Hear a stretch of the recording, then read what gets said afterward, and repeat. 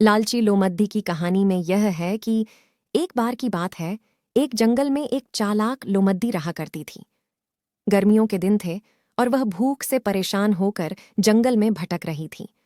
बहुत देर जंगल में भटकने के बाद लोमद्दी को एक खरगोश मिला, लेकिन खरगोश मिलने के बाद लोमद्दी ने खरगोश को खाने की बजाय उसे छोड़ दिया, क्योंकि वह इतना छोटा था कि उसे खाने से लोमद्दी का पेट कहाँ भरने वाला था। इसके बाद लोमद्दी आगे बढ़ी, फिर से जंगल में भटकने लगी। कुछ देर जंगल में भटकने के बाद भूखी लोमद्दी को एक हिरण, डियर, दिखा। हिरण को देखते ही लोमद्दी के मुंह में पानी आ गया। लोमद्दी हिरण को पकड़ने के लिए उसके पीछे दौड़ने लगी। लोमद्दी ने अपनी पूरी ताकत से हिरण का पीछा किया, पर हिरण लोमद्दी की पकड़ में नहीं आया। अब लोमद्दी खाने की तलाश में बहुत ही थक चुकी थी।